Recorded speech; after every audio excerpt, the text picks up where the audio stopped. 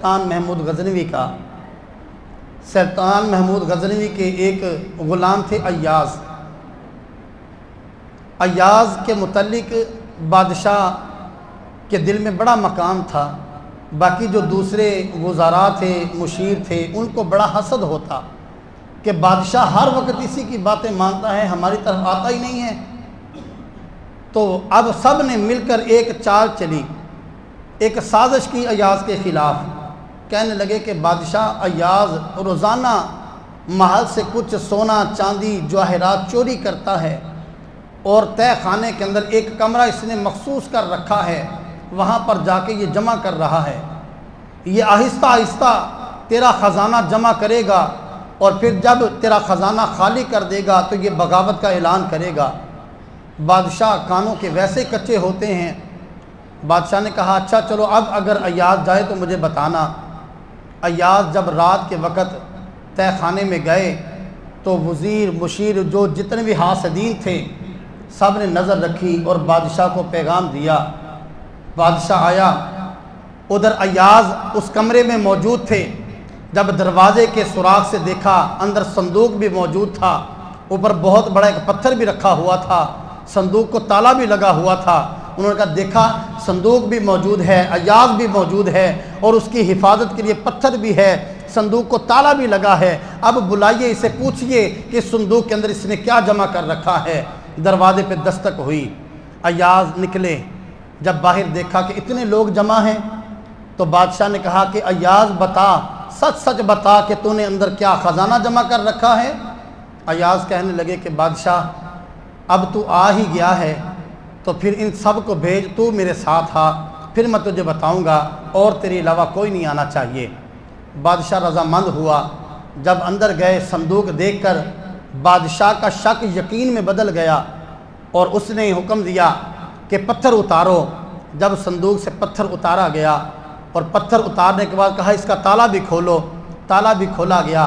پھر کہا کہ اس صندوق کا دروازہ کھولو، نکالو اس میں تم نے کیا جمع کیا ہے۔ ایاز نے جب دروازہ کھولا تو اس میں سے ایک پھٹا پرانا سوٹ تھا، ایک چھڑی تھی، ایک جوتا تھا، ٹوٹی ہوئی جوتی تھی۔ بادشاہ کہنے لگا ایاز اس کے لیے تو آتا تھا، صبح و شام اس کو دیکھنے آتا تھا، اور تیرے دوستوں نے کہا پتہ نہیں کتنا خزانہ جمع کر رکھا ہے۔ ایاز کہنے لگے کہ بادشاہ میں ایک غلام ہوں، میں بکریاں چرانے والا تھا، یہ تو اللہ نے تیری وجہ سے مجھے عزت دی ہے، مجھے مقام دیا ہے۔ میں روزانہ آتا ہوں یہاں پر، روزانہ آ کے یہ کپڑے نکالتا ہوں، ان کو اپنے سامنے رکھ کے کہتا ہوں ایاز یہ تیری اوقات تھی، تو اس بکریاں چرانے والا تھا، تیرے تن پر تو لباس بھی سلامت نہیں تھا۔ آج اگر تجھ پر یہ کرم نوازیاں ہوئی ہیں تو یہ رب کی عطا ہے۔ اگر تو اپنی اصل کو یاد رکھے گا تو یہ حقیقت میں تیرے رب کا شکر ہوگا۔ میں روزانہ اپنی اصل کو یاد کرتا تھا، تیرا بھی شکر کرتا تھا، اپنے رب کا بھی شکر کرتا تھا۔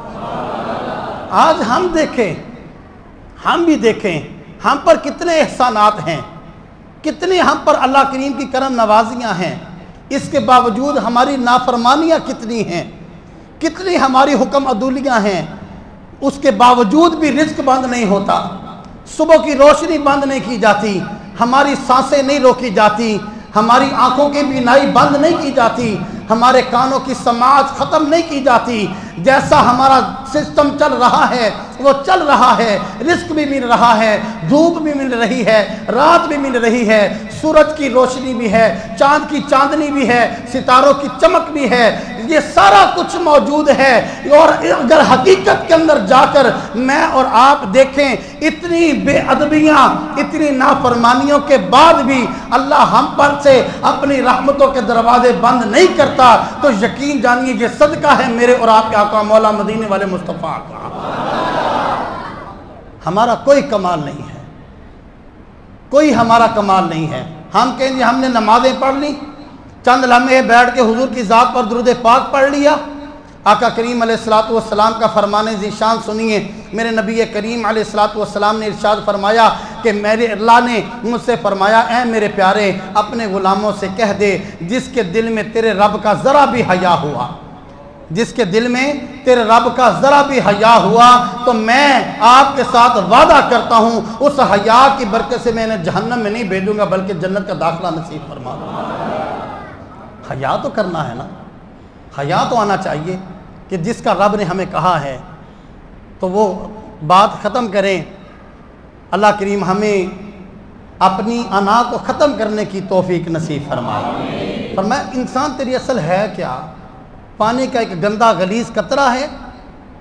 तो अपनी हकीकत को देख तो सही कि तू कहाँ से आया है, कहाँ पर जाएगा, फिर किस बाण पर, किस गुरूर और किस तकब्बुर पर तू ये करता है। तो फिर उस शायर ने भी हद की और कहा कि हमारी बेवफाइयों पर वो इतना प्यार करता है, अगर हम बावफा होते तो सोचो क्या से क्या होता।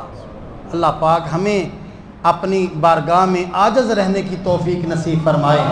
अल्लाह करीम हमें अपने गुनाहों पर नादिम होकर, शर्मिंदा होकर सच्ची पक्की तौबा की तौफीक और सआदत नसीब फरमाए। अल्लाह